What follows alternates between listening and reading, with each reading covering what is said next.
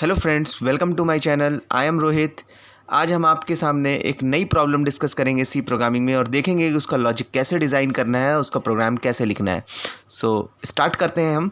जो ऑब्जेक्टिव है वो आज हमारे प्रोग्राम का क्या है? Programme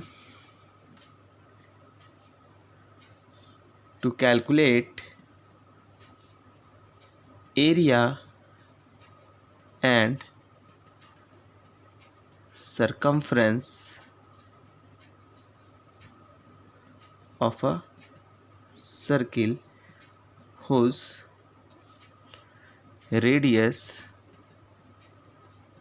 is input by the user। ठीक है। ऑब्जेक्टिव बहुत क्लियर है कि आपको एक प्रोग्राम लिखना है जिसका काम क्या है। इस प्रोग्राम क्या करे? आपका एरिया कैलकुलेट करे और सरकमफ्रेंस कैलकुलेट करे, जिसको हम सरकमफ्रेंस आप समझते होंगे कि सर्किल में सरकमफ्रेंस क्या होती है। ठीक है। Of a circle whose radius is input by the user, जिसकी रेडियस जो है वो कौन इनपुट करेगा? यूज़र करेगा। ठीक है। जैसे कि मैंने पहले भी प्रीवियस एग्जांपल्स में आपको बताया था कि यूज़र कौन है। जैसे आप एटीएम पर जाते हैं, एटीएम मशीन पे के लिए यूज़र कौन है? जो पैसा निकालने जा रहा है वो यूज़र है, और मशीन के अंदर से जो आपको जितने क्वेश्चंस पूछे जाते हैं, पिन आपका इनपुट कराया जाता है, वो सब एक प्रोग्राम के तहत चल रहा है। ठीक है। तो यानी रेडियस कौन इनपुट करेगा? यूज़र करेगा। तो अपने मनपसंद वैल्यू यूज़र इनपुट कर सकता है रेडियस की। अब जो रेडियस इनपुट करेगा उसके अकॉर्डिंग आपको सर्किल का एरिया क्या होगा और सरकमफ्रेंस क्या होगी ये बताना है। ठीक है। तो जैसा कि मैं बार बार कहता हूँ, किसी भी प्रोग्राम के अंदर लॉजिक डिज़ाइनिंग से पहले आपको उस प्रोग्राम का एल्गोरिथम सोचना जो है, उसके लिए आपको इनपुट और आउटपुट्स पता करने होते हैं कि किसी प्रोग्राम में जो दिया गया है, जिसके लिए आपको सॉल्यूशन देना है, उस प्रोग्राम में कितने इनपुट है, कितने आउटपुट है। देखिए, अगर मैं फिर उसी तरीके से सोचूं, यहाँ पे ये आप एक प्रोग्राम लिखने वाले हैं। मान के चलिए आपको एक प्रोग्राम लिखना है। ठीक है। और ये प्रोग्राम क्या करेगा? इनपुट क्या लेगा इसके अंदर? देखिए, इनपुट क्या है? Radius is input. यहाँ पे क्लियर कट दिख रहा है। हमको रेडियस इनपुट करनी है इस प्रोग्राम में। ठीक। आउटपुट में क्या चाहिए? आउटपुट हमको चाहिए एरिया और सरकमफ्रेंस। ये दो चीज़ें हमें आउटपुट में चाहिए। तो यानी हमको प्रोग्राम में आउटपुट क्या चाहिए? दो चाहिए, एक एरिया चाहिए और एक सरकमफ्रेंस। ये दो वैल्यू हमें कैलकुलेट करके हमारा प्रोग्राम दे, जो हम यहाँ पे लॉजिक लिखने वाले हैं। तो हमको यानी एक इनपुट है और दो आउटपुट। ठीक है। अब हमारा टास्क क्या है? बीच में हमको प्रोग्राम लिखना है कैलकुलेट करने का। तो आपको पता है ये जो एरिया और सरकमफ्रेंस कैलकुलेट होगी, अगर रेडियस दी गई हो तो उसका फॉर्मूला आपको पता है। लॉजिक क्या है? सिंपल सा लॉजिक है। लॉजिक इज़, एरिया जो कैलकुलेट होता है वो क्या होता है? पाई आर स्क्वायर। और सरकमफ्रेंस जो होती है किसी भी सर्किल की, वो क्या होती है? 2 पाई आर। ठीक है। तो इसी बात को अगर मैं प्रोग्रामिंग के टर्म्स में लिखूं, इसी चीज़ को, तो मैं कैसे लिखूंगा? एक सिंपली एक वेरिएबल है, पाई की वैल्यू सीधा 3.414 ले लेते हैं हम, multiplied by R and multiplied by R. वही चीज़ हो गई पाई आर स्क्वायर, क्योंकि ये मल्टीप्लाई का साइन है। उसी तरह का सी इज इक्वल टू क्या हो जाएगा? 2 मल्टीप्लाइड बाई पाई लिखना है आपको, तो 3.14, जैसा कि मैंने अभी ऊपर लिखा। ठीक है। 3.14 multiplied by R, 2 pi R. ठीक है। ये आपका लॉजिक हो गया। इनपुट आपको चाहिए यूज़र से, ये यूज़र इनपुट करेगा रेडियस की वैल्यू, और आपको ये दो वैल्यू कैलकुलेट करनी होगी। तो फटाफट हम प्रोग्राम लिखते हैं। अगेन स्टार्ट करते हैं लिंकिंग सेक्शन से। दो हम हेडर फाइल्स लिंक कर रहे हैं यहाँ पे अपने प्रोग्राम में, जो कि आपको लगभग हर प्रोग्राम में लिखनी है अगर आप टर्बो सी पे लिख रहे हैं।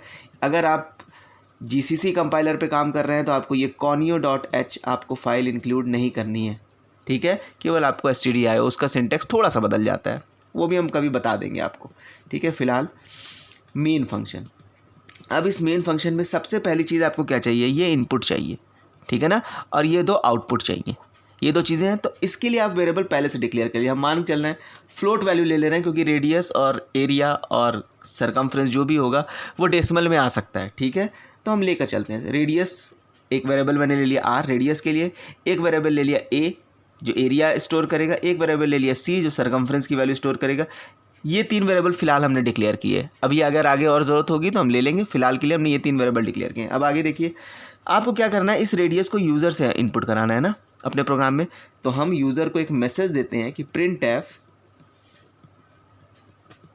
Enter the radius.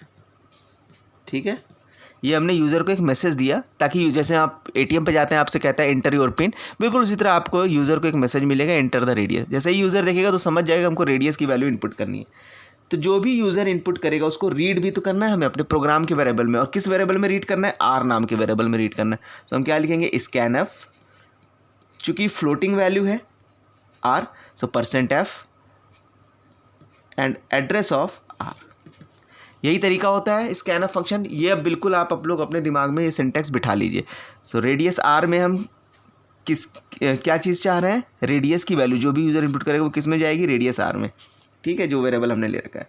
नाउ अब यहाँ तक हमारा जो काम हुआ, ये क्या हुआ, इनपुट का काम हो गया। ठीक है, जो भी यूज़र रेडियस इनपुट करेगा वो आर में आ जाएगी। अब जैसे ही हमें आर मिल गया, रेडियस मिल गई, हमें ये फॉर्मूला यूज़ करके अपना लॉजिक लिखना है। सो दूसरा होगा logic to calculate area and circumference. ठीक है, एरिया और सरकमफ्रेंस कैलकुलेट करने का हम यहाँ लॉजिक लिखेंगे। ये कमेंट, सिंगल लाइन कमेंट, जब एक लाइन में कमेंट देना होता है ये एग्जीक्यूट नहीं होता। ठीक है, केवल आपको डॉक्यूमेंटेशन के लिए बताने के लिए, कोई प्रोग्राम पढ़े तो समझ में आए कि आप यहाँ कर क्या रहे हैं। ठीक है, क्योंकि बहुत बड़े बड़े प्रोग्राम होते हैं रियल लाइफ में, छोटे छोटे नहीं होते। तो a = 3.14 multiplied by r and multiplied by r semicolon, and c = पहले आप किसी को मल्टीप्लाई कीजिए, 2 ले लीजिए, 3.14 लीजिए, चलिए मैंने 3.14 ले लिया, multiplied by 2 and multiplied by r। ठीक है, सो 2πr। ठीक है, ये दोनों चीज़ एरिया और सरकमफ्रेंस की वैल्यू कैलकुलेट हो गई, किस में चली गई, ए नाम के वेरिएबल में और सी नाम के वेरिएबल में। अब हमारे पास कैलकुलेशन भी हो गया, लॉजिक हमारा कंप्लीट हो गया। हमें क्या करना है, इन दोनों वैल्यू जो कैलकुलेट होके आई उसको डिस्प्ले भी कराना है, ताकि यूज़र को पता चले कि जो उसने रेडियस इनपुट की उसके हिसाब से एरिया और सरकमफ्रेंस कैलकुलेट क्या हुई। तो हम यहाँ पे क्या करेंगे, डिस्प्ले द आउटपुट। आउटपुट को डिस्प्ले करना है। आउटपुट में डिस्प्ले क्या करना है, 2 वैल्यू, एरिया और रेडियस की। तो हम printf स्टेटमेंट दे देते हैं। printf कुछ भी डिस्प्ले कराने के लिए क्या करते हैं, printf देते हैं। तो printf एरिया = %f, और किसकी वैल्यू डिस्प्ले करानी है, एरिया की, सो a। सिमिलरली printf \n, अब इसका मतलब बता देता हूँ आपको। अब धीमे धीमे जो जो चीज़ें आती जा रही हैं वो मैं आपको यूज़ करने के हिसाब से बताता जाऊँगा। सरकमफ्रेंस = %f एंड c की वैल्यू। ठीक है, सेमीकोलन। इसके बाद हमें कुछ नहीं करना, गेट ch, और ये प्रोग्राम क्लोज हो गया। मेन फंक्शन यहाँ खुला, यहाँ बंद हो गया। देखिए \n क्या कहता है, नई लाइन आउटपुट करता है, डिस्प्ले में नई लाइन में चला जाता है। ठीक है, तो अब देखिए इसका आउटपुट आएगा कैसे, कंसोल स्क्रीन मान लीजिए आपकी ये है। ठीक है, तो सबसे पहले क्या मैसेज आएगा, प्रोग्राम का एग्जीक्यूशन मेन से चालू होगा, यहाँ से मेन फंक्शन से देखेगा 3 वेरिएबल डिक्लेयर किए। चलिए अब हमको आगे और किसी वेरिएबल की जरूरत नहीं पड़ी, तो यहाँ सेमीकोलन लगा लेते हैं। तो यहाँ से 3 वेरिएबल डिक्लेयर हुए। जैसे ही ये 3 वेरिएबल डिक्लेयर हुए, मेमोरी में 3 स्लॉट बुक हो जाएंगे, किसके नाम पे, एक रेडियस आर के नाम पे, एक एरिया के नाम पे, और एक सरकमफ्रेंस के नाम पे। अभी यहाँ पे कोई भी वैल्यू नहीं जाएगी। यूज़र को एक मैसेज डिस्प्ले होगा, printf स्टेटमेंट होगी, printf एंटर द रेडियस। तो यहाँ पे आउटपुट स्क्रीन में इसको क्या डिस्प्ले होगा, एक मैसेज एंटर द रेडियस। जैसे ही यूज़र ये मैसेज देखेगा समझ जाएगा कि अब उसको एक वैल्यू इनपुट करनी है रेडियस की। तो जो भी वैल्यू मान ली, सपोज वो 2 इनपुट करता है। ठीक है, पॉइंट में भी दे सकता है, डेसिमल में भी, 2, 2.0, 2.5, वॉटेवर जो भी है। हम मान के चले 2 इनपुट किया उसने। ठीक है, तो जब 2 इनपुट करेगा तो जो वैल्यू यहाँ पे 2 इनपुट हुई वो किस में चली जाएगी, इसमें। तो यानी रेडियस आर में क्या आ जाएगा, 2.0। अब रेडियस हमें पता चल गई, अब हमें एरिया कैलकुलेट करना है। So 3.14 multiplied by R multiplied by R. तो यानी एक तरह से यहाँ पे कैलकुलेट हो जाएगा 3.14 मल्टीप्लाइड बाई 2.0 मल्टीप्लाइड बाई 2.0। ये हो जाएगा 4 इंटू 3 12 पॉइंट समथिंग, यानी 12.56 आई थिंक इसका आंसर आना चाहिए रेडियस कैलकुलेट होके। 4, 12 एंड 14, 56, सो 12.56 ये आंसर मेरे ख्याल से आना चाहिए, है ना। उसी तरीके से ये वैल्यू कैलकुलेट होगी। सो यहाँ पे भी क्या आ जाएगा, 3.14 संयोग से हमने आर की वैल्यू 2 ही ली है, तो multiplied by 2 and multiplied by again 2.0 and 2.0, ये भी रिजल्ट क्या आएगा 12.56। ठीक है, तो ये दोनों वैल्यू कैलकुलेट हो जाएगी। कैलकुलेट तो हो गई, लेकिन अभी हमको यहाँ पे उसको डिस्प्ले भी कराना है। तो हम हमने क्या लिखा है, printf area is equal to this. तो यहाँ हम इनपुट करके इंटर प्रेस किए होंगे तभी हम यहाँ पर आएंगे। ठीक है, एरिया इज इक्वल टू, अब परसेंट एफ की जगह किसकी वैल्यू आ जाएगी, जो एरिया कैलकुलेट हुआ, सो 12.56। और इसके बाद क्या देखिए, नेक्स्ट प्रिंटिंग स्टेटमेंट क्या है, बैकस्लैश n। जैसे ही बैकस्लैश n होगा हम नीचे नेक्स्ट लाइन में आ जाएंगे। ठीक है, तो न्यू लाइन में क्या प्रिंट होगा, फिर circumference is equal two percent F. Percent F की जगह किसकी वैल्यू आएगी, सी की। सी की वैल्यू क्या है, यहाँ पे कैलकुलेट हुआ है 12.5 से। और ये दोनों प्रिंट होने के बाद गेट सी एच और फंक्शन एंड हो गया यहाँ पर। सो इस तरीके से ये प्रोग्राम का एग्जीक्यूशन होगा, वैल्यू कैलकुलेट होगी एंड आउटपुट ऐसे डिस्प्ले होगा। ठीक है, तो आपने यहाँ पर देखिए फिर से वही चीज़, प्रोग्राम में 3 मुख्य बातें, जैसा मैं बार बार कहता हूँ कि 3 मुख्य बातें होंगी।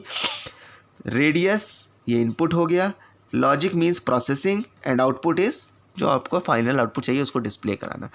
रेडियस और ये जब तीनों डिक्लेयर होंगे उस समय वैल्यू खाली होंगी। जैसे ही आर यहाँ पे इनपुट होगा 2.0, यहाँ पे हमारी वैल्यू क्या हो जाएगी 2.0। जैसे ही यूज़र यहाँ इनपुट करके एंटर मारेगा हमारी आर में वैल्यू क्या चली जाएगी 2.0। इसके बाद ए कैलकुलेट होगा, ए जैसे ही कैलकुलेट होगा यहाँ पे वैल्यू आ जाएगी ए की 12.56। सी जैसे ही कैलकुलेट होगा यहाँ पे वैल्यू आ जाएगी 12.56, और जो भी वैल्यू आएगी उसको हम यहाँ पे डिस्प्ले कर लेंगे। सो अगर आपको वीडियो पसंद आया so please like the video, subscribe our channel so that आपको लेटेस्ट अपडेट मिलती रहे। And this is all for today, we will meet in the next lecture with the next program. Thank you very much.